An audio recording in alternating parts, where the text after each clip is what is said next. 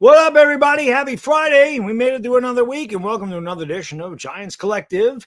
As you see, when the lady is away, the boys will play. I'm joined by Anthony over here and Chris down there. And, of course, I am Baddog, as always. Thank you for joining. Appreciate you. Hit the thumbs up. Helps out. Don't forget to subscribe and ring the bell so you get all the notifications when we go live.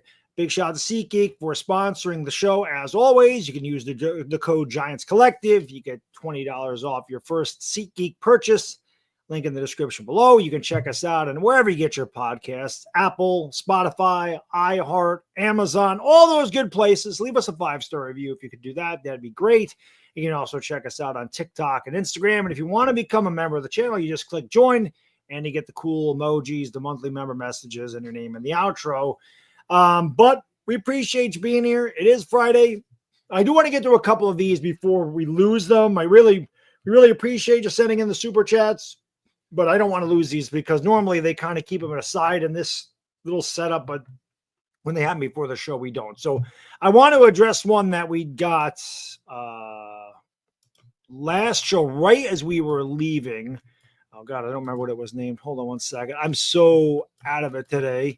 I can find it. I can get it probably. I got it. No, I just didn't know what I named it on my computer. It shows up as screenshot. So I know I got it now. I moved it along. So let's do this really quick and then we'll get into all the stuff. Where did it go? I got it.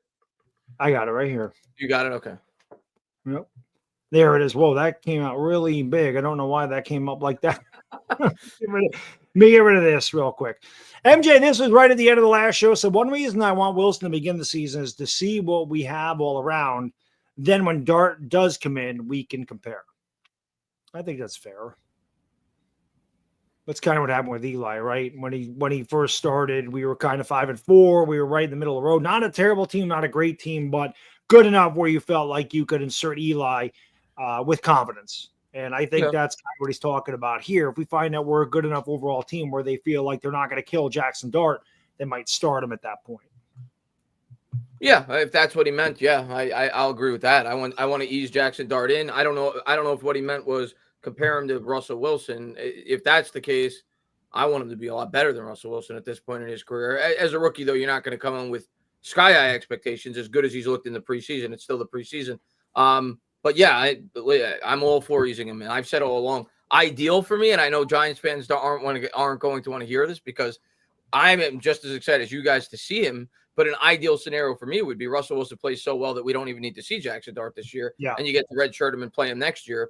I just don't think that's a realistic possibility. So I think we will see him, but the longer the better, in my opinion. Give him as much time to grow and learn as possible. Well, I do think it'll be interesting to compare and contrast the playmakers with Russell Wilson versus with Jackson Dart. We didn't get to do a whole lot of that in the preseason. I think this is kind of what MJ was saying. Okay. Because Jackson Dart didn't play a lot with the first team. So, once we get into the regular season, we'll see maybe he favors Theo Johnson a little bit more than he favors Darius Slayton, right? Like those kind of things. So I think that'll be fun and interesting to compare and contrast which playmakers he likes and who he's able to maximize. I think that's a pretty good way to put it because you think of how different rookie quarterbacks who have stepped in and had immediate success, the way that they've elevated certain rosters, right? Like Jaden Daniels has elevated what the Commanders have a good roster, but he made a lot of those players look way better, in my opinion. And so I think that you see a veteran quarterback like Russell Wilson, late stage of his career, the playmakers will look one way, but if that young quarterback steps in and he's able to elevate guys, I think that'll be interesting to compare and contrast if that is what MJ was saying. Yeah. That's a good point. Yeah, it was hard to get. You don't always get stuff from text, but it'll be interesting to see. Dart has been every bit the part without question. He's been absolutely awesome. And then let's just do this while this is up here. What did you think about Jackson Dart yesterday, Anthony? What did you think about the game in general? We whooped some ass. The game was awesome. 42-10, you can't ask for much better than that. And finishing the preseason undefeated, I don't care if it's only the preseason. It's nice to stack some wins and get 3 in a row. It's been a while since the Giants have had 3 wins in a row where they put up 30 or more points in all 3 of those wins. So the game was awesome. I thoroughly enjoyed the game. But for Jackson Dart, his playmakers didn't do him any favors. I think he had 4 passes dropped. a couple of big plays too. There was at least 100 yards that he threw out there that were left on the field due to drops. That sucks. I feel bad for him. And I really feel bad for him because I know he wanted to keep playing. And I don't know what your guys' take on this was. I know you guys were live for the game. So was I. So I didn't get to tune in. But Jackson Dart being so pissed off on the sideline that he wasn't allowed to go back in the game. I loved that. I thought it was awesome. A little bit of a debate in our live chat on Fireside Giants. Some fans were like, he's got to grow up. He's acting like a baby. And I'm like, no, he's a competitor. He wants to go out there and he wants to play football. I want a guy who's got that personality on the sideline, isn't a wooden plank who walks off the sideline and does or says nothing.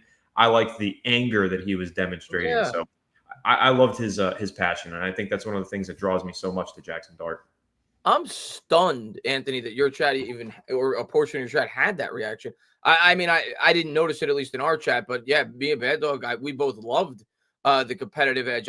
When they showed the replay of him going like this, when they put down, hurry up, I got to get back on the field. I love to see that, man. I don't want an Anthony Richardson who comes out of the game because he's tired. I want a guy that wants to do everything he possibly can, especially at that position. He's the leader of your football team, to want to get back on the football field. And yeah, a lot of crucial drops, 2 by Hyatt. I think Washington had the other. I don't recall. But it was actually might have been his best thrown ball of the game on the one that I'm thinking of that wasn't to Hyatt. I forgot who the receiver it was too. Bo Collins. I think it was Bo Collins. Yeah, I think you're right. It was Bo Collins. But yeah, Jackson Dart again played terrific. The long gain, not that it was a deep pass. It was only like 6 yards up the field, but the pass to Gunner really impressed me because, and I'm not trying to make this a Daniel Jones thing, but it's impossible not to mention Daniel Jones because he was the previous quarterback. But you can say this about a lot of quarterbacks in the NFL, especially young quarterbacks. A lot of quarterbacks in a scenario like that, Daniel Jones being one of them, would have just taken the ball and would have ran with it. And the fact that Jackson Dart still, as he was running forward, buying himself time to have the presence of mind to find the open wide receiver rather than to take off and try to pick up 6 or 7 yards and look for the big play. That's encouraging. And the thing that I continue to see from Dart is the pocket awareness, man, and just his situational awareness in general has really impressed me for a rookie. Again, it's preseason, it's backups, it's vanilla defenses. We know he's going to get a lot more tested than this, but really encouraging sign so far. And like Anthony said, 3-0, 107 points in the preseason. Team scored, I think it was 30 points all of last preseason. I'll say this about this team. They're going to be a lot more prepared than they've been in prior years to start the season. Whether or not that results in a win, we'll see soon. But I don't expect them to go out and get demolished. I couldn't agree with you guys more. I mean, we talked about this last night. That was a damning stat that they scored 30 points the entire preseason last year, and they scored more than 30 in every game this year. They scored 273 points as a unit for 17 games last year, and they scored 107. Now, granted, it's preseason. But things you don't teach, and these are things, again, we don't want to make it a Daniel Jones thing, but who can you compare the quarterback to? You have to compare it to the guy that was the starter the last 6 years here. You can just look, because people will talk about, hey, did you see Daniel Jones' stats his rookie season? 29-34, 416. Yes, stats can tell half the story, but if you just watch the guys play the position, Daniel Jones didn't do things, Jackson Dart. Daniel Jones didn't have the composure and the command that Dart has in the pocket. The improvisation wasn't there from Daniel Jones. Again, you talked about it, Chris. Daniel Jones probably would look to run there. Jackson Dart steps up in the pocket, throws one to Gunner, and goes for a big gain. Anthony, you mentioned game 1 when he stepped up in the pocket and whipped one to Washington for a 16-yard gain on 2nd down and 15. He makes accurate throws on the run. He threw that ball underneath the defender when he came in, kind of on a whim when Dable was just going to go in there. I want to see if you're ready. Defender was on him. He sidearmed it to Theo. Was a huge gain. It's things like this. It's intangibles that don't show up in the box score. You can tell he's ready to play this position at this level. And that's why I think a lot of people are clamoring for him, saying, hey, I've seen enough. We got to start him. But you have to be patient. We brought Russell Wilson in here for this exact reason. He's supposed to be a bridge quarterback. Our future is not right now. We're not a Super Bowl contending team. So don't put the future in there immediately. Our future is, I mean, I would love to win a Super Bowl. Don't get me wrong. That'd be the greatest thing ever. But our future is with Jackson Dart. So let this year play out. Let Jackson Dart learn. Build a team again next year. Let these guys get some confidence. Let's win some damn games. Let's compete and then go forward from there. I'm not in a hurry to put Jackson Dart in there immediately because let's see what we got first and then let's go. But I think if you're a Giants fan, you have to be pretty damn pleased with what you've seen so far. I don't think there's any complaints there. I think he's been awesome. Let me get Lou's here really quick. That's not what I want. Hold on one second. Image, and I got to take down the banner again. Let's get this down. There we go. And that's not what I want. Lou, thank you, brother. He says, when the Giants make their cuts down to 53, how will those players' salaries affect the salary cap? When the Giants make their cuts down to 53, oh, he doubled up. There's Jimmy 2 times there. Go get the papers. Get the papers. Thank you, Lou. We appreciate the super chat. Thank you to everybody for being here. I saw the super chat before we went live, so I pulled up the salary cap chart so I can talk a little bit about it. At least when you look at cap savings and players they could potentially cut, I think there's 2 guys that really pop out. Like Graham Gano at this point, I think is going to be rostered. I know he was a popular name that people brought up before the offseason began because they saw, I think it was like $3 or $4 million. I think it was 3. I'm looking at it now, actually. 3.2 million or so that you could save if you were to cut him. The guy that's been hurt the last couple of years, but the Giants didn't really do much to really create much competition there. So I think it's pretty safe to say Gano is going to be the kicker. But guys that they could cut here leading into the final 53-man rosters that would alleviate some cap space. You're looking at Daniel Bellinger, who's been a popular name that a lot of people have said they could potentially cut. His salary this year is $3.6 million. And if you cut him, you only got to pay him $198,000. So, I mean, you're basically saving that entire salary. You're talking about $3.4 million in savings there. And then the other guy is potentially, and I don't know if they'll do this or not, but if we're just looking at dollars and cents, it's at least a possibility, depending on how they feel about the cap situation. The defensive line, though, is kind of a weakness, so I doubt they do it. But Nacho's another guy that you could at least potentially explore. He's set to make over $5 million this year, and it would only be 1.4 to cut him. So that's another 3.6 in savings there if they wanted to have some money to navigate with in season. So those are the 2 guys that I guess are possibilities. I think Bellinger's almost a certainty at this point from everything that you're hearing. Other than that, I don't really see many cut opportunities that would really create much cap space going into the season. Right, because the 90-man roster, there's the top 51 cutoff, right? So the amount of cap space that they use up after you get past those top 51, all of that cap doesn't count. So you're only looking at the first 51 guys. So you're right. There's not a ton of space to make cap savings. Obviously, we're going to talk about the 53-man roster, and I'll give my take on Daniel Bellinger and some of those other moves as well. But I do wonder if there's going to be opportunities. If you look at the chart, because I had that pulled up too, Chris. Yeah, they're not going to have a lot of cut saving opportunities, but if they're able to squeak out a trade or 2, or maybe even an extension, like we saw Moten for the Panthers got a big extension today. I don't think the Giants are going to hand out any huge extensions. Don't think they have anyone to hand those to, but could they do a couple of small extensions here or there to clear up $1 million, $2 million? Yeah, I think Micah McFadden is actually one of those main guys who stands out. I think he's due for an extension. They can free up almost $2 million by extending him. And I think Jermaine Illuminor too. So there's a couple of guys that I think are in consideration either for trade or for extension. I think that's going to be the easier path for the Giants to free up a little bit of money. Even Dexter Lawrence. I mean, I don't even know Dexter Lawrence's contract situation, but that's a guy that's going to be here for a while. You probably don't mind adding another year or 2 to his contract if it could create some cap space. So there's options, Anthony. Like you said, they could stretch some salary out. Well, let's get into the 53-man roster. I mean, I think that it's pretty much set for the most part, but one position, there's a couple of positions we talked about last week, or last show rather. We kind of got into it with the wide receivers. Obviously, Washington was cut today, so that was the guy that was kind of on the bubble. We thought maybe Washington, Collins, Jaylen High, like who are they going to do? Are they going to keep, Smith Marset? Are they going to keep Gunner? Who knows what they're going to do? But I do think now that Washington's cut, I do think Jaylen Hyatt's going to make this team. And the other one is, I'll just say this, and then I'll get your guys' take. Anthony, you put it on Twitter maybe yesterday. You might have mentioned this on Twitter yesterday while I was talking about it in our stream, that I really think Bellinger is going to be the one that's cut. He's a free agent. You're not going to re-sign him. He hasn't done much this preseason. Dolchich has been very effective. He scored a couple touchdowns. Russ has a good rapport with him. We've seen Dart throw to him. He's pretty good, and he's a veteran. Theo Johnson's going to be their guy. And then Fedoni is shown, he hasn't got a lot of opportunities, but he's caught a couple passes down the red zone, got a touchdown from our guy, Tommy DeVito. And, he caught a 2-point conversion. What's that? He has 2 touchdowns this preseason, Fedoni. Yeah, right. And a 2-point conversion. So obviously he's been a really good threat in the red zone. So I think that Bellinger is going to be the guy. If they carry 4, Mannertz may be there. I don't know if they're going to carry 4 tight ends. I don't know if they're going to carry 4 running backs either, but I want them to because I want Dante Miller to make this team. I don't think Miller is going to clear waivers.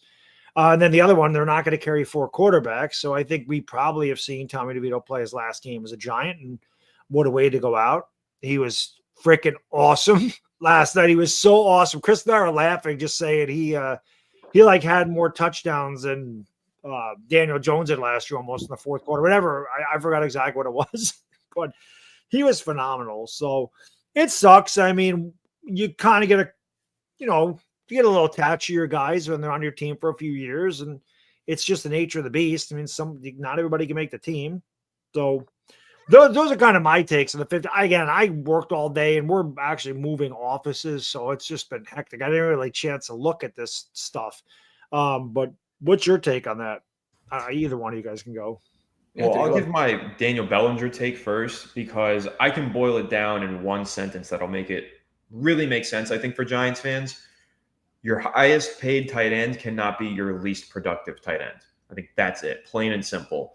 He's paid $3.4 million this season. That's more than, I think, all of the rest of their tight ends combined. And he hasn't had a preseason snap. He's been hurt, and he wasn't really productive last year either. I think when you really boil it down, it's not worth the money to roster him. I think it's a negligible difference between him and some of these other guys, if he even is better than the other guys. But honestly, I know the touchdowns scored by Thomas Fedoni in the red zone, those were impressive because he's demonstrated he can get in the end zone. But it was that play where Tommy DeVito hit him up the seam, and he had that athletic move down to the 1-yard line. That was impressive. That's athleticism. That's rare for the tight end position. He's worth rostering for that reason alone. I really like Thomas Fedoni. And then Greg Dulcich, this is a guy who I think has chemistry with Russell Wilson from their time in Denver, and he's already developed great chemistry with your backup quarterbacks in Jameis Winston and, of course, Jackson Dart. So he's really made a strong case for the roster. Plus, he's got more experience than Bellinger. I just don't see the sell for Bellinger. I think it's a tough pill to swallow, but sometimes players, they peak as rookies. And I think that's probably what happened for Daniel Bellinger. Sometimes guys enter the league, they're hungry, they're motivated, and they have their best season as their first season. Maybe they get derailed by an injury, which I think is what happened with Daniel Bellinger. Or maybe some teams figure them out going into year 2. Whatever it is, some players just peak as rookies. I think that's unfortunately the case for Daniel Bellinger, and I just don't see how you can justify keeping him on the roster at that price tag when you've got all of these cheaper options who have clearly outperformed him consistently throughout the summer.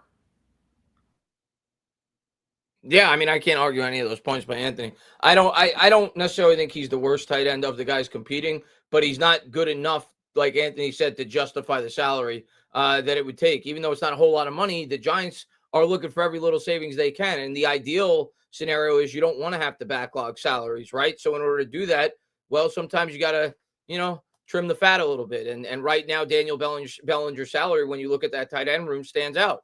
You combine all the other salaries, it's probably equates to what Bellinger makes. And he doesn't do anything outstanding at this point. He's a solid football player. He's a good football player. But if you wanted to roster a guy like Manhertz, he's a very good blocker. You can get a good blocking tight end on this roster for a fraction of the cost of what it would cost to roster Daniel Bellinger. You drafted Theo Johnson early to be your playmaker. So, and Fedoni, you look at Joe Shane's history, he, at least to this point, he's never not rostered a draft pick. So I've always thought all along, especially with the way that Fedoni's looked in the preseason, he's going to make this roster. So it's why I've pretty much come to the conclusion, as have a lot of Giants fans that I've seen on Twitter, I don't think Daniel Bellinger's making this roster. And maybe that's a surprise cut to some, and I'm rooting for him, and I still think he could be a good football player in the NFL.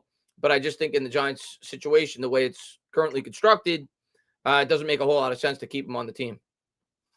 Yeah, again, the good it's good news for the Giants, because when have we looked at guys that got cut and go, they're not clearing waivers?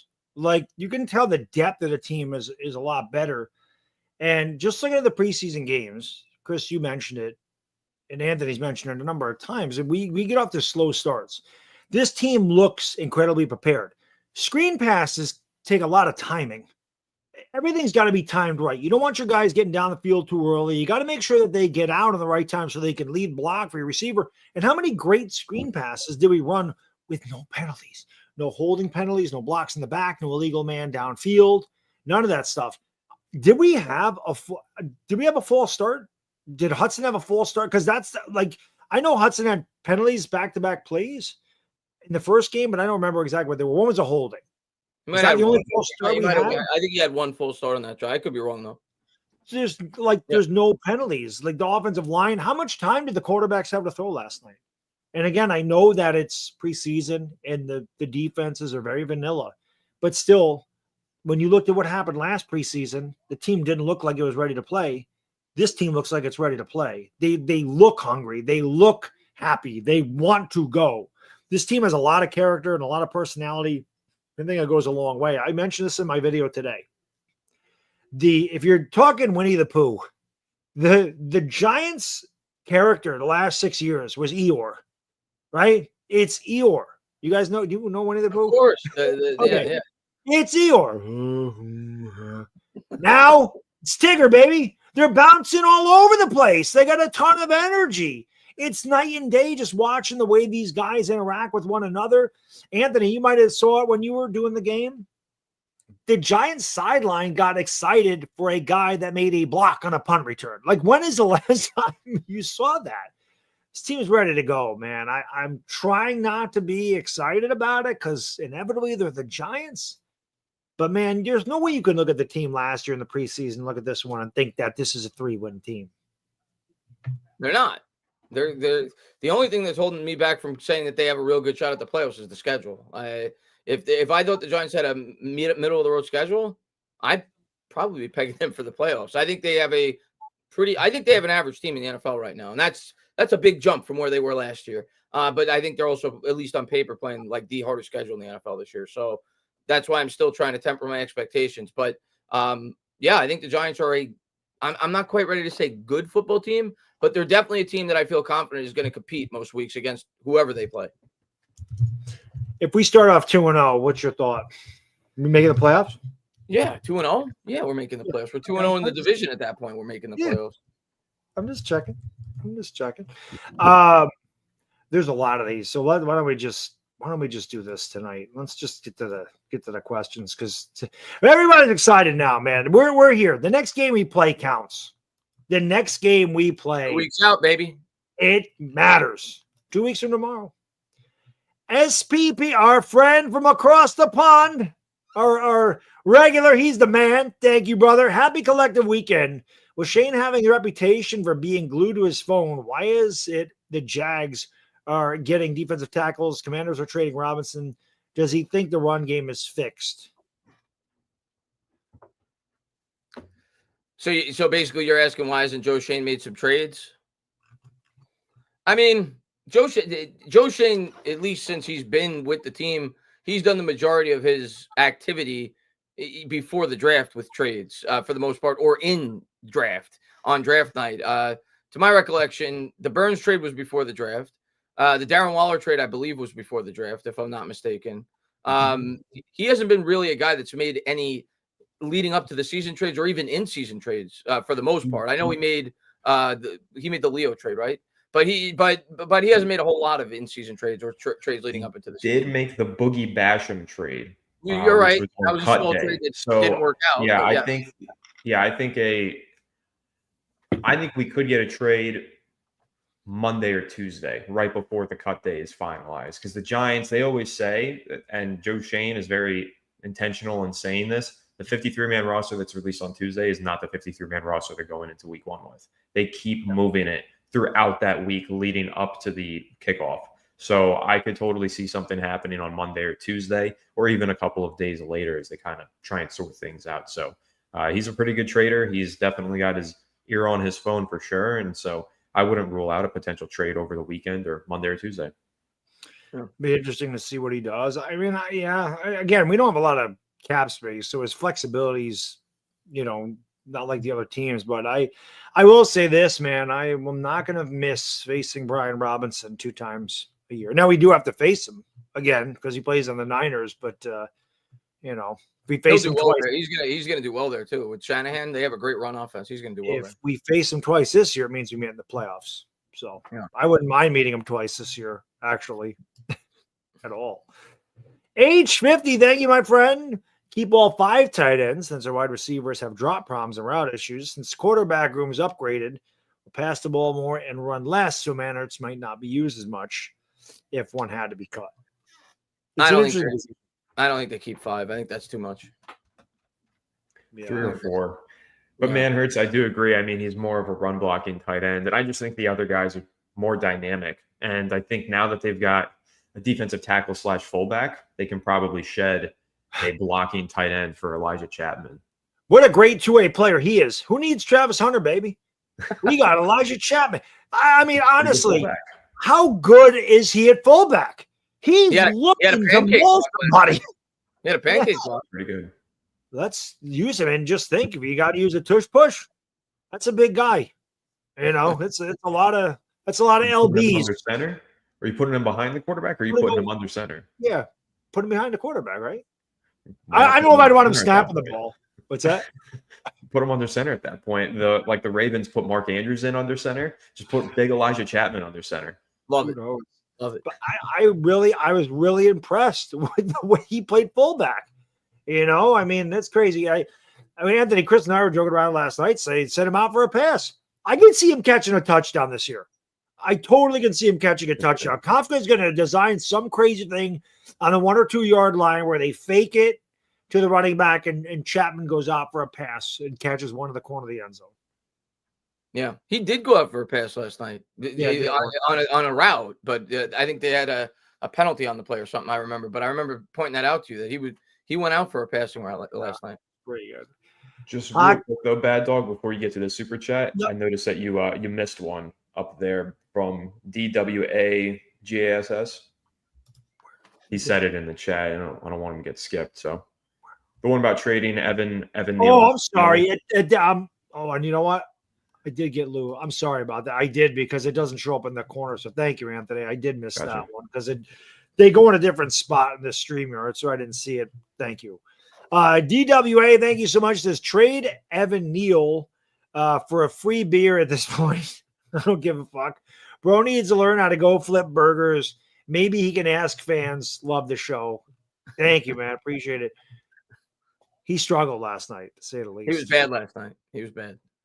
Yeah, I'm not surprised though. He was really bad. I didn't think he was going to hit the. I mean, I was hoping, but I didn't think he was going to hit the ground running. It's a new position, so I get why fans are frustrated with him. I mean, he was the 7th overall pick. He's been a complete disaster. I still have very small expectations for him, whether or not he could even become a productive guard in the NFL. But I've resigned myself to the fact that I know he's going to make this roster. For his salary alone, you don't save anything if you cut the guy. His trade market is nothing. So he's going to make the roster, in my opinion. But he will not be a starter. And I'm starting to lean Bad Dog. He may not even get an opportunity to play this year because he looked pretty bad last night. Honestly, though, they don't save anything by cutting him, but they're also not penalized if they cut him. $0 cap charge. Yeah, I wouldn't be shocked. I wouldn't be completely floored if they did it. And I also do think there's some trade market just because he was a former top 10 pick. There's got to be a team around the league that feels like the Giants are the ones who messed them up and they can fix him and like do a reclamation project, kind of like the Eagles did with Mekhi Becton. Obviously, they're not going to expect to get that same result, but the Jets messed up Mekhi Becton. That was pretty clear and obvious, and the Eagles recognize that. I could see the Giants potentially finding a way to move Evan Neal, but I don't really have any hope in him either. I think the weaknesses that he had at tackle, he's moved to guard, and it's almost like in some ways they've been exasperated because it's his foot quickness and his ability to be agile that really holds him back at the tackle spot. But if you think about it, over at guard, when they're lined up on the defensive line, they're getting to you even quicker than they are from the edge. So, with a guy in a 2-point or a 4-point stance, rather, he's just standing up and he's right in your face. It's too fast for Evan Neal, I think.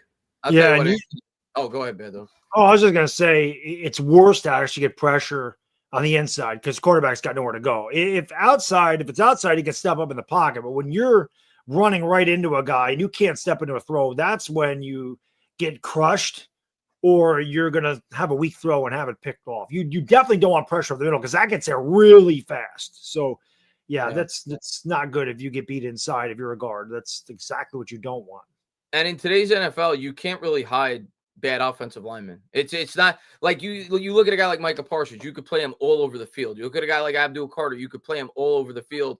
These interior defensive linemen are uber athletic in today's NFL. It's not the way that it used to be when you had Tony Siragusa lined up on the other side. And if you had a quick, you weren't as quick off the ball that, you wouldn't get blown up by a freak athlete on the interior. You can't really hide. In today's NFL, if you're slow off the ball, if you're a bad pass blocker, you're going to get exposed. So, unfortunately, I have very low expectations for Evan Neal. He's a decent run blocker, but the guy just can't pass protect.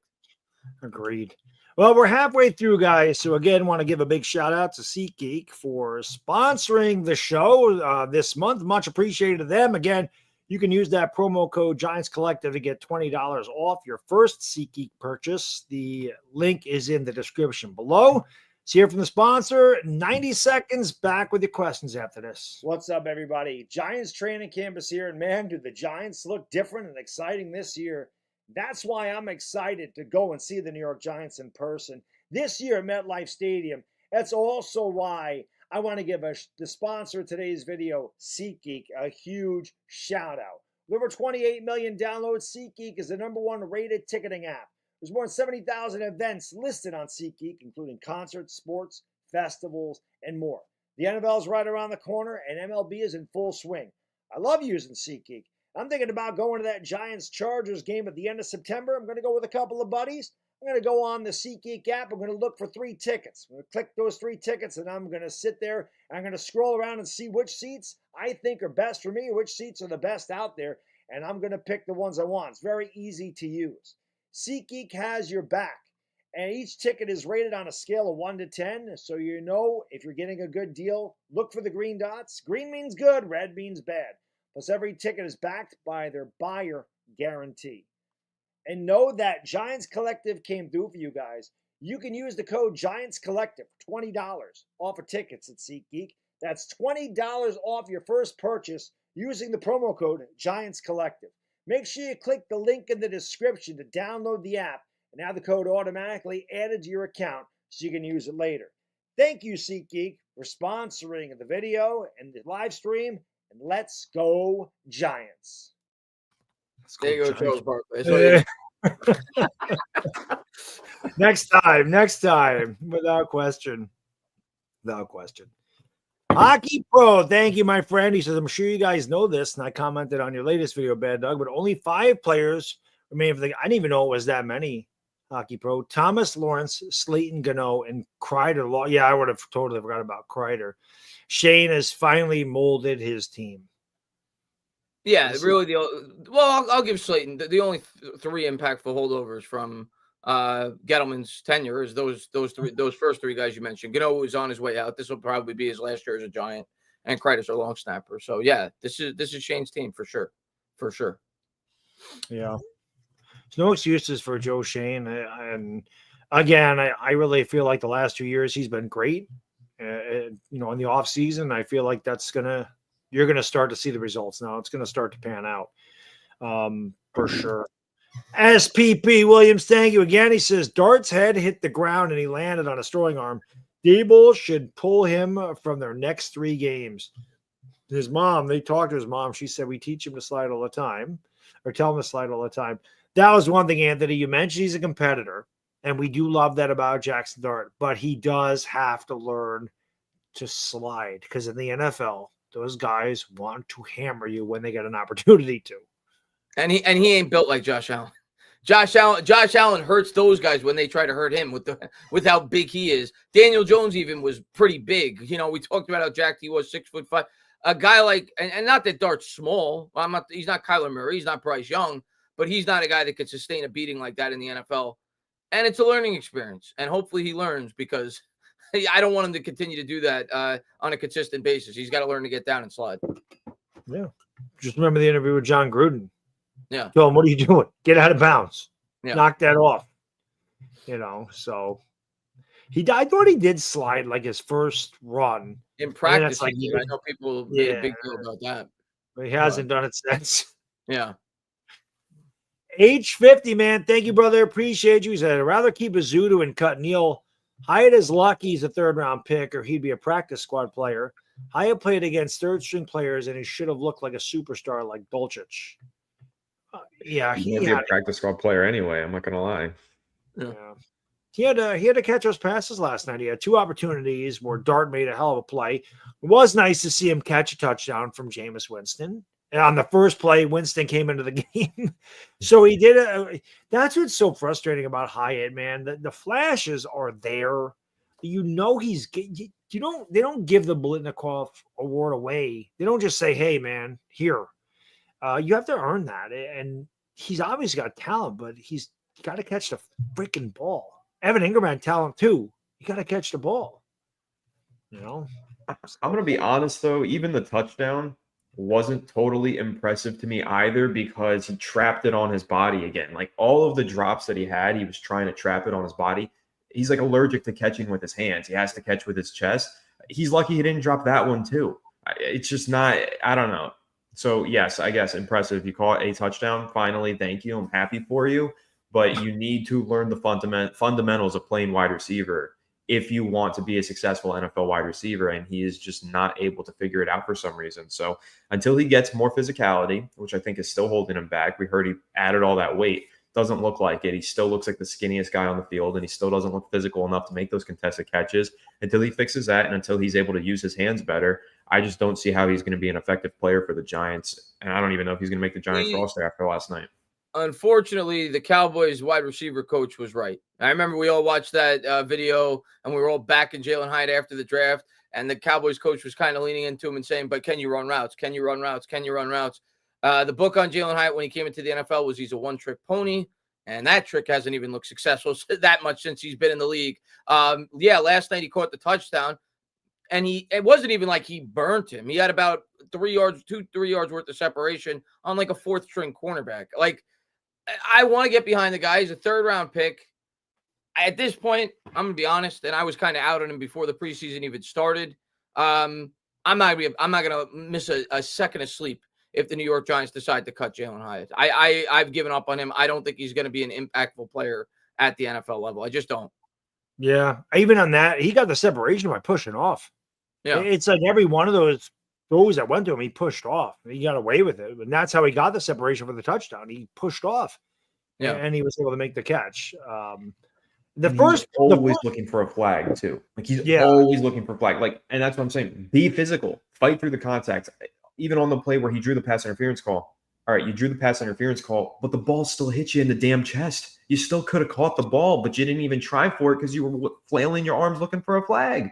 I don't know. I'm with Chris. I'm totally out on Jaylen High. He just frustrates me watching him. Yeah, like Chris just said, I don't think he'll ever. He's got all kinds of talent, but it doesn't do anything if you can't get the fundamentals down. You know, and his talent might just be straight on speed. He just doesn't have the. And he played in an incredible offensive system at Tennessee in terms of a fit for his skill set. He was constantly wide open on those go routes. You don't get away with that in the NFL. You need to further develop, and unfortunately, to this point, he hasn't. Right. Well, that's the last thing I'll say on High because I don't want to spend too much time on him. But that, to me, is the fault of the Giants. At Tennessee, yeah, the offense was perfect for him. They also played him as a slot receiver, where the physicality and the separation, you don't need to be such a great separator in the slot because a lot of times you're running into zones. You don't need to be as physical because you're not being jammed at the line of scrimmage. And the Giants, for some reason, decided after they drafted him, despite him playing 80% of his snaps in the slot, they're going to make him an outside receiver. And it just hasn't worked. It hasn't stuck. And I look at him and I'm like, this guy is a slot receiver. I don't understand why they're trying so hard to make him an outside receiver. And I feel like they've honestly just ruined it at this point. Like, I don't know how to fix him unless he goes to a new team and they play him in the slot. But he's so clearly not an outside receiver to me. Yeah, he has not lived up to expectation, to put it kindly. Big move. Thank you, brother. When a player clears waivers and goes in the practice squad, are they protected or can other teams grab them? I thought you were allowed to protect a few each week. I don't remember the rules on that. I know that there are certain protections for practice squad players. I don't know how to select it. You know who would know the answer to that? Patty Traina. She would know the answer to that because I do remember Chris Knight did a show with her, and she mentioned that. And yeah, I forgot what the rule No, was. I think if his question is once they get claimed on the practice squad, yeah, I think there's protections. I don't think once a guy's on your practice, I think they expanded it. It used to be 10 spots on the practice squad, and then I think they expanded it to 12 when they had the expanded schedule. Maybe they changed it back to 10. I don't recall, but I do know at one point they expanded it to 12. But yeah, I think once they're on their practice, once you claim them on your practice squad, I don't think a team could just come and claim them. I think that is a protection. I agree. What would the point of waivers be if you could do that? Yeah. Teams can protect up to 4 practice squad players per week. 4. So there you go. Okay, yeah. 4. The rest of them can be claimed just like that. Like you can just sign somebody off of a practice squad, but that's not always up to. Sometimes it's up to the player. Who was that Giants linebacker that they got off of the Lions practice squad a couple of years ago? Gerard Davis. Does that sound right? Yeah, remember he was on the Lions practice squad, and the Giants were asking him for several weeks, can you come join our 53-man roster? But he was like, no, I like being on the Lions practice squad. Eventually he agreed. So it's not always, you can't just like claim them always. Sometimes they just want to be on a practice squad, which is usually not the case for younger guys, but sometimes it's a thing. Gotcha. SPP, our guy again. Thank you so much. He says Kafka did something interesting with the 12 personnel. Both tight ends ran routes. Tight ends are strength. I could see us keeping them all. I don't know. 5 tight ends is a lot. I don't think they're keeping 5 tight ends. They're not keeping 5 tight ends. I could see 4 at the most. Yeah, I think there's a good chance they keep 4. I'm leaning they're going to keep 4, but I don't think they're keeping 5. It would depend on how many receivers and running backs are they going to keep. So I mean, I'll give you my prediction. I wrote this down today because I know that I think it was H50 told us. I'll give you the offense at least. I got 3 quarterbacks. I got Russ, Dart, and Winston. I've got right now I have Turbo on my roster. Maybe he won't make it. I've got Tracy Singletary, Scatterboo, and Turbo. I got 4 running backs. I've got 6 receivers. You're going to be surprised with the 6th guy I decided to go with, though. I went Neighbors, Wandell, Slayton, Hyatt, Smith-Marsette, who I said I think needs to make this team, especially with the new kick return rules, how they're emphasizing that. I think it's becoming more and more important to have a guy that is a very good kick return on team. He certainly demonstrated that over the second half of the year last year. And I actually stuck Gunner in there. Gunner is a guy that can help you out with punt returns. I snuck Gunner on there as the 6th receiver. Now, a lot of people are going to go with Bo Collins. I get that. That's what I went with. But I think they're going 6 receivers. And then the tight end, I had 4, Bad Dog. I had Theo. I went with Manhurts, actually, a blocking specialist, Fedoni, and Dolchitz. And the offensive line, I went with 10. I think that's pretty set in stone. Thomas Runyon, JMS Van Roten, Illuminor, Neal, Marcus Bowe, James Hudson, Josh Azudu, and I went with Steiny as the 10th. That was the offense I went with. When you add that up, that's 10 linemen, that's 4 tight ends, that's 14. 6 receivers is 20. 4 running backs is 24. 3 quarterbacks, that brings you to 27. So that still leaves 20. Yeah, maybe you might be right. They might only go with 3 running backs or possibly 3 tight ends. They might not be able to go with 4 of both. It'll be interesting. But that's what I wrote down. But of course, they may only go with 25 or 26 on the offense as opposed to 27. Yeah. Well, I think, like I said, it's a good problem to have. Yeah. You're looking at some of these things and go, man, we could use this guy, we could use that guy. But I think Bellinger makes the most sense. I don't think he makes the team. And, the other receivers will be interesting because I felt like little Jordan Humphrey showed some signs. I don't think Juice Wells will get claimed. I think he's going to be on the practice squad, which may be helpful in the future since he played with Jackson Dart. But he showed some nice moves when he had an opportunity to get in there too. So I think that he's a guy that ends up on the practice squad. But again, man, there's some tough decisions, and having tough decisions when you're cutting down to your final 53 is a good thing. Yeah. It's good to have question marks. Like you could go with this guy, you could go with that guy, so. USO, thank you so much. He says, please let the Croatian crusher Dolchich on the 53. I think he's making it. I mean, he's looked really good, man. And he, like Anthony said earlier, it doesn't cost a whole lot. So I think there's a very good chance. And he's got the history with Russ. So I'm leaning he's going to make this team. And he's a veteran. And he's got good chemistry with Dart already. So, yeah, I think Dolchich is making it. H50, thank you so much. Says, no matter what our record is at the end of the season, we need to keep Dable. This is the first time since Coughlin era I believe this team can do something. Keep Dart and Dable together. I agree. I don't know if I'd say no matter what the record is. I mean, if they're 3-14 again, yeah, I think you probably clean house. But if they're a 5-win team, I think you keep Dable for another year so that he can have Dart as his starter for a whole year. Yeah. Yeah, I agree. It's never a foolproof they're going to keep him no matter what. No, if it's a catastrophic season where you find yourself with the number 1 pick and Arch Manning staring you in your face and you think he's this incredible, and I'm just throwing him out there because that's the popular name, but there's an incredible quarterback prospect there at 1, and you have the opportunity to start over at that point after another disastrous year. Well, of course, that's a possibility. But outside of something like that, I 100% agree. I think Dable and Shane get another year with the New York Giants. Yeah, and like I said, unless we're picking number 1 overall, this team should be better than 3 wins. This team is way better than last year. I don't care about the schedule. The strength of the schedule is last year's teams. Then you never know what you're getting year to year. I mean, we were in the playoffs in 2022 and we were bad in 2023. Detroit started off 1-7 that 1 year. Then they finished 9-8 and they made the playoffs. They've been good ever since. Washington picked second 1 year and they went to the NFC Championship game last year. They picked second last year and they went to the NFC Championship game. So everybody looks at the strength of schedule and goes, "Oh, it's a weak strength of schedule." But that Washington team was not the Washington team you had in 2023. It's way different. So listen, I think there's wins out there. I think the Giants have caught up with the Commanders. I think they've caught up with Dallas. San Francisco's in a transition phase. They travel to us. New Orleans is a winnable game. I think Minnesota's a winnable game. There's winnable games out there. I think the Chargers is a winnable game. So there's winnable games in the schedule. But they got to win them. But I don't think this is just set in stone that, Washington was 12-5 last year. That's 2 losses. And we haven't beat Dak since 2016. That's 2 losses. I'm not going with that. It's a totally different year. And this is a totally different team with a totally different quarterback and, totally different defense. So I like what we did. I just like that they look very prepared and in sync in preseason. That's what it's for. It's like they worked on everything. And, there's going to be hiccups and there's going to be mistakes. But I think if you look at it, if you go back and watch, if you have some way you can watch it, go back and look at last year's preseason games, look at this year, and tell me there's not a night and day difference. You know what I mean? The record doesn't matter, but the play does.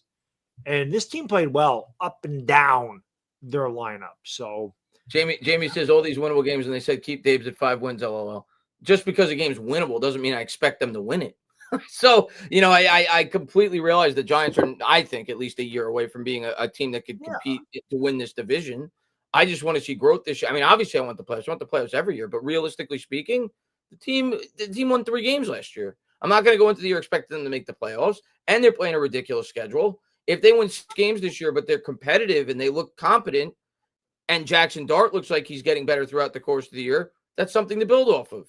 Then you go out there, you go and get him his number 2 target at the wide receiver spot. You continue to improve this offensive line, and all of a sudden, Giants could be competing for a Super Bowl the next year. It's not crazy. You see it happen all the time in the NFL, real quick.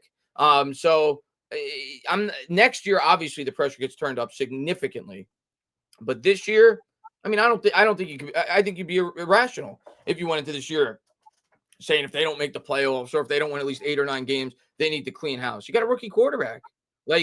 Not every rookie quarterback's going to have the impact that Jayden Daniels did. That's the greatest rookie year probably in the history of the NFL at the position. You can't go into the year with expectations like that. It's one of them. Stroud had a really good one too for Houston. Yeah. I mean, again, 5 wins. I guess with the 5 wins is an improvement from last year, and they have their future quarterback. And if you win 5 games, how tough the schedule is, it's better than nothing. And I don't think they're going to get blown out. I don't think you're going to see 40-0 games or 48-7 games. I don't think that's going to happen.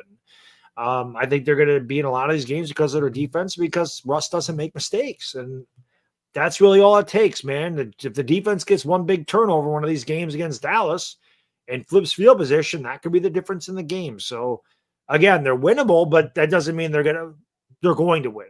It's just normally we go into these games going, that's a loss. That's a loss. We ain't winning this game, but we might not win them, but I'm not going to go in going that we definitely lost. I feel like they're going to be very competitive. H50, thank you, brother. Dallas stock is down because the rest of the NFC East has SEC quarterbacks, and the G-men had the best one. They do. Well, they all are SEC quarterbacks. Well, where did Dak go? Dak is an SEC guy, isn't he? They're all SEC. Right? They're all SEC. Yeah. Oh, yeah. No, yeah, he's an SEC guy. He went to Miss, right? Not Miss, Mississippi State. Mississippi State, yeah. They're SEC. Yeah. I'm not gonna say Dart's better than any of those guys yet. Hurts has played in 2 Super Bowls, finished second, and I'm not a big Hurts fan. In college, though, Dart was probably, if you stack their college careers up against one another. I guess. I mean, Hurts finished second in the Heisman, and he, as part of a championship team in Alabama. Well, no, Jaylen Daniels is the best college quarterback. Yeah, they're probably. All pretty good in college. Well, he was really good in that final season last year with LSU, but he was also in college forever, and he wasn't all that stellar at ASU. Yeah. So if you're talking about a guy who was just with one team, I mean, I know he technically was with USC for a year, but he didn't play, and then he went to Ole Miss, and then, I mean, he was really good for 3 seasons at Ole Miss, just shattered records. So I don't know, but yeah, it's tough. I hope he's the best one. I hope he's the best one long term too. I hope he's the best one. Corp, thank you so much. He said the New York Giants or the Justice League Avengers. Who would be the lucky 7? Mine would be Jackson Theo, Malik, Dex, Abdul, Kayvon Thibodeau, and Brian Burns. What say you? I can't say I ever watched it, so I'm out of this one. Well, if you're asking me who I think their 7 most important players are, that's how I'm going to analyze this. As much as I like Theo, he's not going to be in there, even though I think he could be a big part of this team. Andrew Thomas. The other guys, outside of probably Kayvon, even though I like Kayvon, I think he could have a big year. I don't know if I would throw him in as one of the 7 most important players. The other 5, Andrew Thomas. Did he have him in there? No. Yeah. So Andrew Thomas is clearly in the top 7. You got to throw Dart in there. He's the future of the franchise. I'm going to throw Theo and Thibodeau out, and I'm going to put Andrew Thomas and I mean, you could argue several players there. You could argue Kayvon. You could also argue a guy like Javon Holland. You could argue a guy like Paulson Adebo. You could argue, maybe it is Kayvon. It might be. Maybe he is the 7th guy. I'd have to think about that. He might be the 7th guy. I think I'm going to go with Holland or Adebo though, as more important.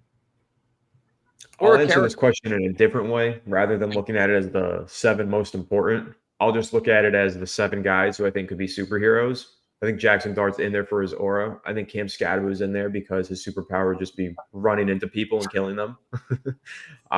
Dexter Lawrence, I mean, I think that speaks for itself. He'll just eat people alive. I don't know. Yeah, Brian Burns is pretty cool. Yeah, I'll just look at it from that angle. I don't think Neighbors is a superhero. Yeah, he's a superhero. Yeah, Neighbors is like the Flash.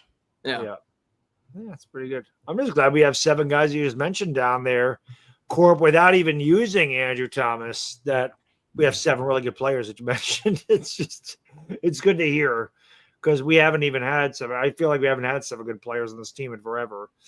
Chislo, thank you. He says, was at the game yesterday. We are so back, boys. Enjoyed you and happy you enjoyed the game, Chislo.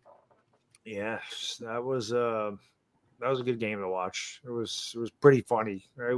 We definitely enjoyed Tommy DeVito. If that was a swan song, we definitely we enjoyed it. It was a lot of fun watching Tommy just chew up a defense. And then, of course, I had to joke around on Twitter and say he should start for Indy. Somebody actually took that seriously, which I was like, come on, man. I mean, there's no way you took that seriously. It was a joke, obviously. Then he said, well, you never know on Twitter. I go, well, touche. That's true. You don't know on Twitter. Bob, thank you so much. He says, Baddog, Anthony, and Chris are too young to remember. But get ready for the season I watched, the 1986 divisional game against the 49ers, which you dominated 49-3. Got me excited. Go G-Men. Bob, you are too kind. I am definitely old enough to remember that game. I remember Jim Burt blasting Joe Montana before the half. Yes. I read that the same way you did the first time he wrote it, but he put Baddog, comma. And then I think he directed Anthony. Gotcha. Yeah, so he knows your age. Not that you look it, but he knows your age. No, I am definitely. Yeah, they are a little too young to remember that. But yeah, that was amazing. They did put an ass whooping on that 49er team. Lawrence Taylor had a pick 6. I was on the Jim Burt hit, so Joe Morris had a huge game. I don't remember that game, obviously, because I was born in 1985. But I will tell you, unfortunately, a game I remember. I was very young. I think I was like 6 or 7. I remember watching the game with my dad, actually, and a bunch of his work friends. The game where the Giants got destroyed by the 49ers. I think it was in like 91 or 92 in the playoffs. Ricky Watters had 5 touchdowns. Yeah, 44 they beat us by a similar score. Yep, and it was LT and Bill Sims' last game. Yeah, I remember that well. I remember having a couple of tears in my eyes, knowing that was the last time I was going to see Taylor and Sims, because obviously I grew up watching them. And, then we got Dave Brown. That was not good. Big move. Thank you so much. If Dabes plays Dart too early, it could affect his job going forward. If he plays bad, Dabes is gone. Extend Dabes and Shane now. Give them another year. What do you think about that? Because I've heard people mention maybe they should extend them now. No. They can play it out. They still have a lot to prove. Yeah, I think they know they know going into the year their jobs are relatively safe. But I'm not further committing to these guys before like what if the team completely blows up? What if he has like a Joe Judge debacle at the end of the year? Or what if the coaches don't get along with Dable like what happened with Wink? Not that I'm predicting any of this. I think they're going to get another year. I think Davis is going to continue to grow and become a better coach. And I like Joe Shane more than most. I still think he could be a very good GM. But no, I'm not giving them an extension first. I got to see some growth from this football team. Yeah, you're not alone. I same thing. I feel like I also like Joe Shane more than most, and I've been very lenient with him. I know Anthony going into the year, and we did this show last year when we started it in the middle of the year, he was not a Joe Shane fan, but liked what he did in the off. I'm not going to say he's come around and he's a fan, but you definitely liked what he did this offseason.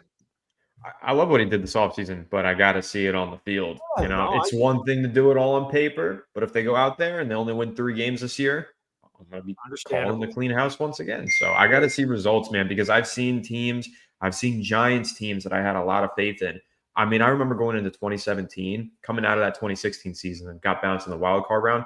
That team on paper in 2017 looked fantastic. I really thought we were going to win the Super Bowl, and then we won 3 games. So I got to see it on the field before I can even give anybody a vote of confidence. Losing Beckham did not help.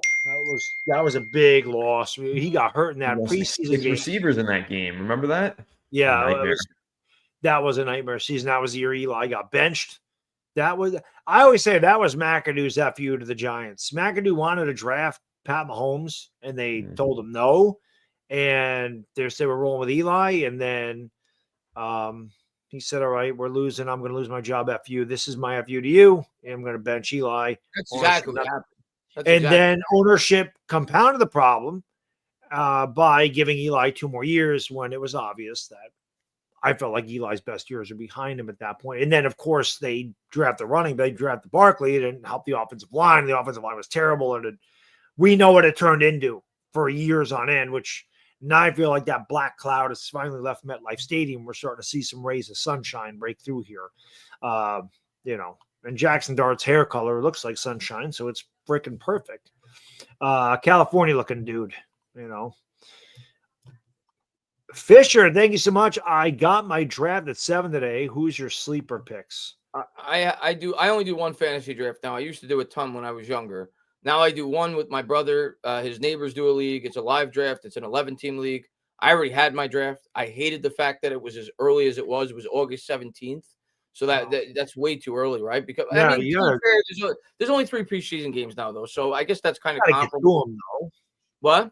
You got to get through the preseason games. I know. I hated it, but that's when they could get all the guys together, whatever it may be. I like my team. I think I have a really good fantasy team, but I hate the players on my team.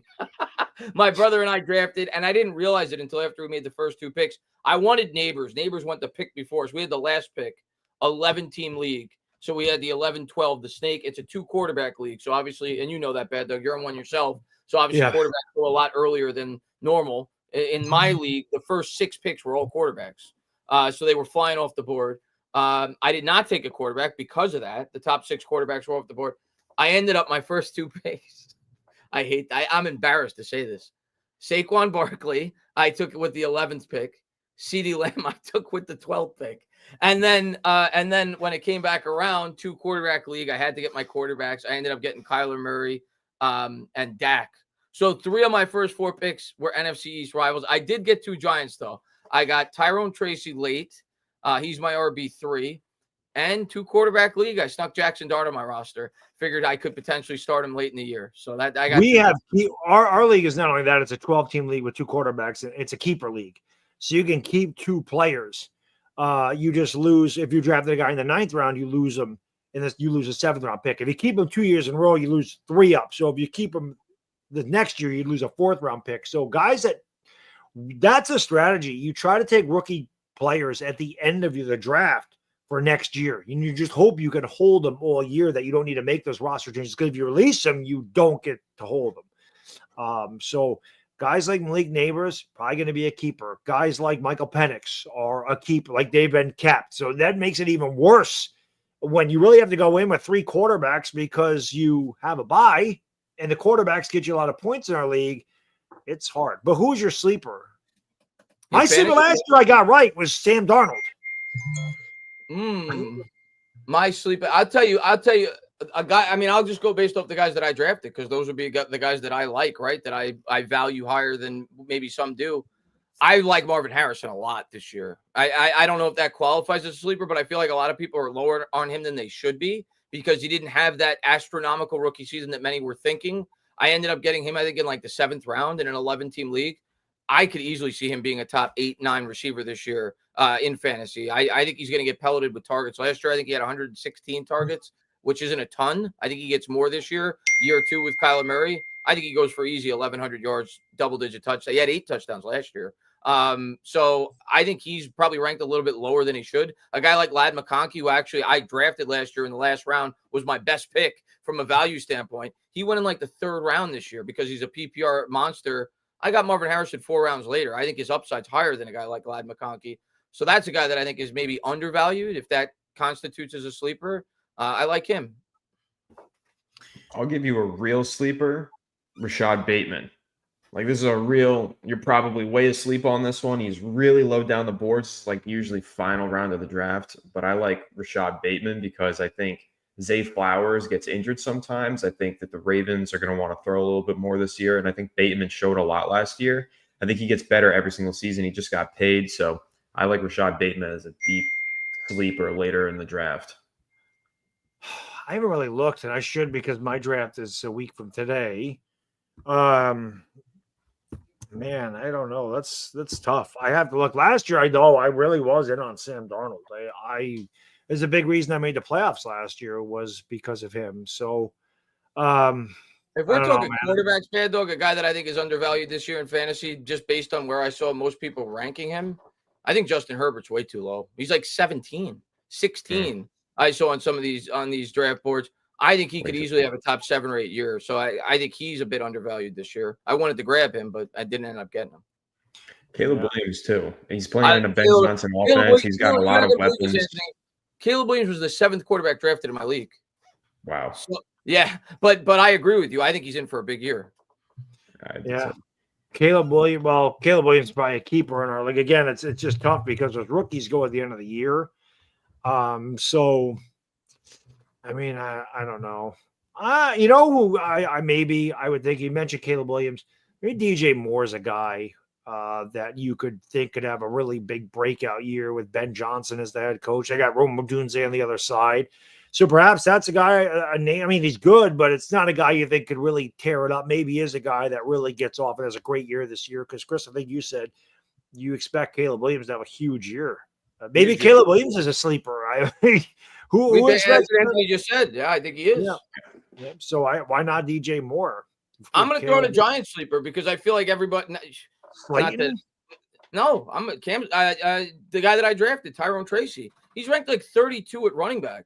like, I think he's easily could be a top 15, 20 running back. So I think he's undervalued. And another guy that I got that I think is undervalued, he was ranked like 25th, is the dude on the Chiefs. I got him late too, Pacheco. I think he could have a big year bouncing back from the injury. But I like Tyrone Tracy a lot this year. I think he's being undervalued. I think everybody's looking at Scatterbo. They think he's the sexy rookie. I think people overlook Tyrone Tracy. I think he's going to be a big part of this offense. Agreed. Lou, thank you, man. He says some perspective on the offensive performance in the preseason. The past 6 years, the Giants have scored 30 points in a game 7 times, including the playoffs. Wow. That's crazy. That's crazy. Much different offense going into this year. They'll score 30 points a few times this year. Still Knicks fans, thank you so much. Let's go, G-Man. Look at this. 3 of the best doing. Appreciate you, man. Stand up. Salute, Bad Dog, Chris, and Anthony. What a difference an offensive line makes. The offense can actually execute plays. It's been really good in the preseason. How about that Marcus Bowe? Yeah, Marcus Bowe. My God, what a great pick he could end up being. So where do GMs make their money? You hit on these 5th-round picks, you're doing it. And he's been awesome, man. He's been really, really good. Love it. Dirt McGurk. Thank you. Who's the last cornerback we picked in the first that played up to their value? Can we draft them? Webster wasn't first, but Webster was second, right? Yeah. So. I mean, it definitely wasn't DeAndre Baker, and it certainly hasn't been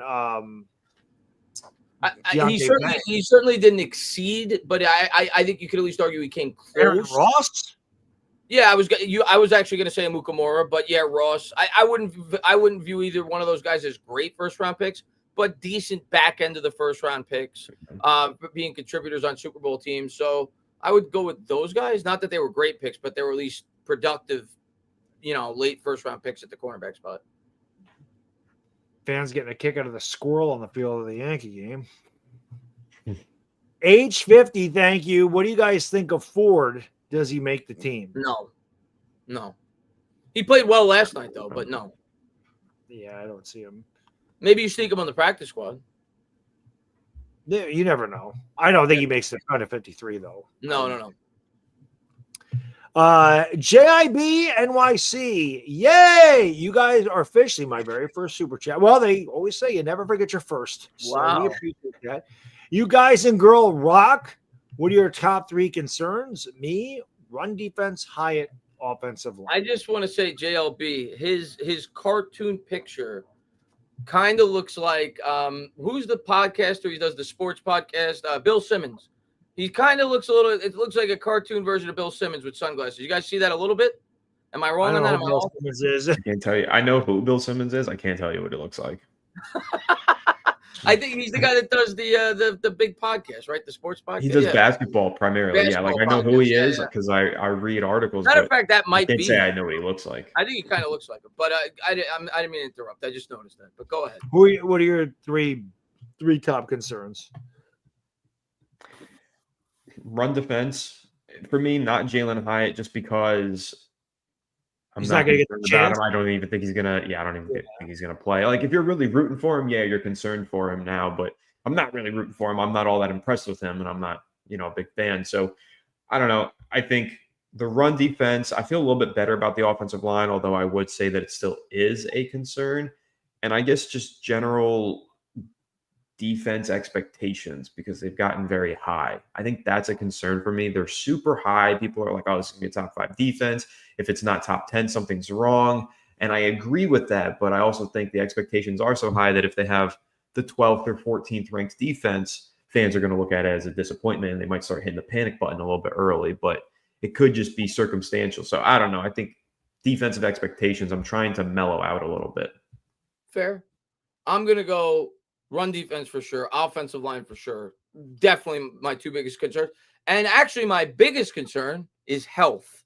You look at the most important players on this team. Andrew Thomas has had a significant injury history in recent history. Malik Neighbors now is starting to get nicked up here and there with injuries. Those are arguably our 2 most important players on the football team. So I'm going to, and that's most teams I would say going into the year, but the Giants specifically, they have a lot of important players that have even Dexter Lawrence got hurt last year. Brian Burns played hurt last year. Kayvon got hurt last year. People are worried pre-draft about, our Abdul Carter with his injury history at the collegiate. So health for me is a big concern. Graham Gano has been banged up the last 2 years, a very important player for this team. So those would be my three biggest concerns. I think I would list it. One, health, because I'll say this: if this team stays healthy, like they did in 22 at the most important positions, I think they could compete for the playoffs, even with the schedule. I just think it's going to be very. I think you're being short-sighted if you think this team's going to stay healthy throughout the entirety of the year, because they have a lot of guys with injury history that are important players on this football team. So I'll go health one. I'll go O-line's always my most important, even though the D-line's definitely a major question mark. I'm going to go O-line 2 and against defense against the run 3. For me, run defense definitely is number one. I don't think there's any question. That's a big question mark. Offensive line, same thing. It's looked better, but can they pick up a stunt? That's what I want to know. They haven't picked up a stunt in 6 years, so I'd like to know that. But I think that you've watched – the line has looked better, and I think part of it is because the tempo is better. You're not getting to the line of scrimmage and having to snap the ball 3 seconds in the play clock. Like you're getting the play in quick, getting up to the line quick, you're ready for the play quick. And then you can look at the line and look at the defense, go, okay, you got to check this guy over here. This is the mic over here. And this blitz, you have an opportunity to audible at the line of scrimmage when you get up there with 14 seconds. When you get there at 4 seconds, how can you change any plays? And I think that was a big reason why Daniel Jones couldn't do it. Not only could he not read defense, he had no time to read them, because how many times do we have to take a timeout or delay a game? I think that's going to help the offensive line. But for me, that CB2 is a big concern for me, because I don't know what Flott's going to be, and I think Flott has potential, but I don't think he's going to be CB2. And I think Deonte Banks' inability to figure out how to turn his head around, I think early in the year, that's where they're going to target. I think teams know this. They're going to test him early. And if he can't get it done, man, I think there could be big plays to be had there. And that could be a major weakness if he can't cover people, because that's not going to allow you to bring that extra guy over the box to help with the run. If he can play CB2 and he can play man-to-man and he plays well, then you can bring up a Drew Phillips. You can bring up a Tyler Newman, and that helps stop the run. And they all are kind of interchangeable on the defense, but that position worries me. I think more than anything on the defense is CB2. I know Debo didn't have the best camp, but I'm really not worried about him.